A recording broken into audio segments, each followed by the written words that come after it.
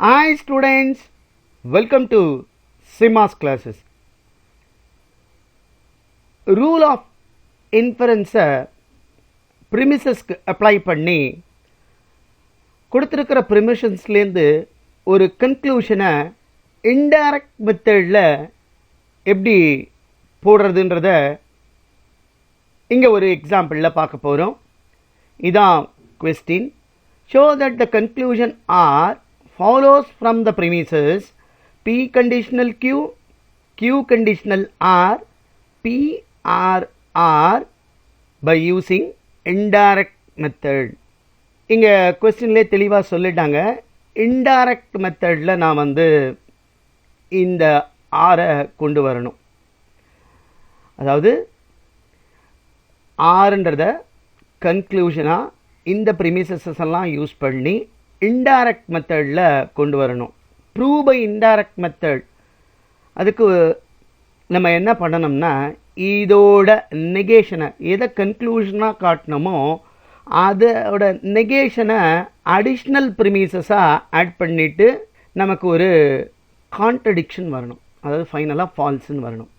அது ஏன் ஃபால்ஸ் வந்தது?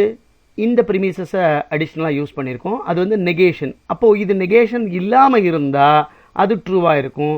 தேர்ஃபோர் இது ட்ரூ அப்படின்னு ப்ரூவ் பண்ண போகிறோம். இன்டைரக்ட் மெத்தடோட கான்செப்ட் தான். கன்க்ளூஷன்ஸில் என்ன இருக்கோ அதோட நெகேஷனை அடிஷ்னல் ப்ரிமிசஸாக ஆட் பண்ணிவிட்டு ஃபைனலாக கான்ட்ரடிக்ஷன் ஃபால்ஸ்ன்னு கொண்டு வரணும். அப்போ இந்த ப்ராப்ளத்தை பொறுத்த வரையும் நான் என்ன பண்ணணும்னா ஆர் கன்க்ளூஷனாக காட்டணும். அப்போ நெகேஷன் ஆரை அடிஷ்னல் ப்ரிமிசஸாக நான் இன்ட்ரடியூஸ் பண்ணி ஒரு கான்ட்ரடிக்ஷனை அரைவ் பண்ண பார்க்கணும். So as usual step number statement என்ன ரூல் அப்ளை பண்ணுறோமோ அது. ஒரு ப்ரிமிசஸை இன்ட்ரடியூஸ் பண்ணால் ரூல் பின்னு எழுதுவோம். ஃபார்முலாவை நம்ம அப்ளை பண்ணும்பொழுது ரூல் டி அப்படின்னு எழுதுவோம். இப்போ ஃபஸ்ட்டு வந்து ப்ரிமிசஸை இன்ட்ரடியூஸ் பண்ணுறேன்.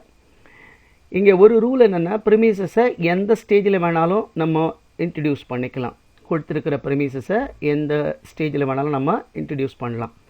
இப்போது ஃபஸ்ட்டு பி கண்டிஷனல் கியூ இந்த ப்ரிமிசஸை ரூல் பி ப்ரிமிசஸை இன்ட்ரடியூஸ் பண்ணுறேன். இன்ட்ரடியூஸ் பண்ணும் பொழுது ரூல் பின்னு எழுதணும். அதே மாதிரி ரெண்டாவது இந்த ப்ரிமிசஸை இன்ட்ரடியூஸ் பண்ணுறேன். கியூ கண்டிஷனல் ஆர் இதையும் ரூல் பின்னு எழுதிக்கிறேன். இப்போது நமக்கு பார்த்தீங்கன்னா எப்படி இருக்குது பாருங்களேன். இப்போ ஸ்டெப் 3ல் நான் என்ன பண்ணுறேன்னா 1 and 2 பாருங்களேன். இது எந்த ஃபார்மேட்டில் இருக்குன்னா p conditional q q conditional ஆர்னு இருந்தால் I can use this formula p conditional r. அப்போ நான் இதை எப்படி எழுதிக்கலாம்? பி கண்டிஷனல் ஆர்னு எழுதிக்கலாம். இங்கே எனக்கு வந்து நான் இதை தான் அடிஷ்னல் ப்ரிமிசஸாக இன்ட்ரடியூஸ் பண்ண போகிறேன். ஸோ அதனால் நான் இதை ரீரைட் பண்ணி எழுதுகிறேன். எப்படி எழுதிக்கலான்னா ஸ்டேட்மெண்ட் 3 தான் நம்ம ரீரைட் பண்ண போகிறோம். ஃபார்முலா இதுக்கு அப்ளை பண்ண போகிறோம். என்ன ஃபார்முலான்னா p conditional Q is implies negation q conditional negation p. அப்போது இது எப்படி நான் எழுதிக்கிறேன்? நெகேஷன் ஆர் கண்டிஷனல் நெகேஷன் பின்னு எழுதுகிறேன். இப்போ நான் இந்த ப்ரிமிசஸை இன்ட்ரடியூஸ் பண்ணுறேன். நெகேஷன் ஆர் இது கொடுத்த ப்ராப்ளத்தில் இல்லை, இன்டைரக்ட் மெத்தடுன்னு சொல்லியிருக்காங்க. அதனால் கொடுத்த கன்க்ளூஷனோட நெகேஷனை நான் வந்து அடிஷ்னல் ப்ரிமிசஸாக இன்ட்ரடியூஸ் பண்ணணும். ஆர் கன்க்ளூஷனாக காட்டணும். இங்கே அடிஷ்னல் ப்ரிமிசஸாக நான் நெகேஷன் ஆரை இன்ட்ரடியூஸ் பண்ணுறேன். Rule P I say that it is an additional premises. இப்போது ஸ்டெப் 5 and 4 நான் எடுத்துக்கிறேன். இதில் எந்த ஃபார்முலாவை நம்ம அப்ளை பண்ணலான்னா p comma B conditional Q implies q. அப்போ நான் எப்படி எழுதிக்கிறேன்? நெகேஷன் ஆர்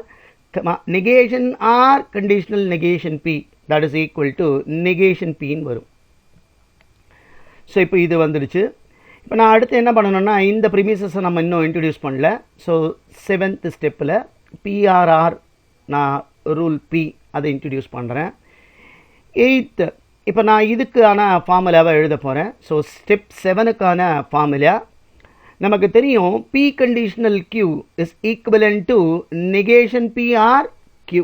இப்போ அந்த ஃபார்முலாவை நான் யூஸ் பண்ணுறேன். இங்கே எனக்கு நெகேஷன் பிஆர் கியூன்னு இருந்ததுன்னா பி கண்டிஷனல் கியூன்னு எழுதலாம்.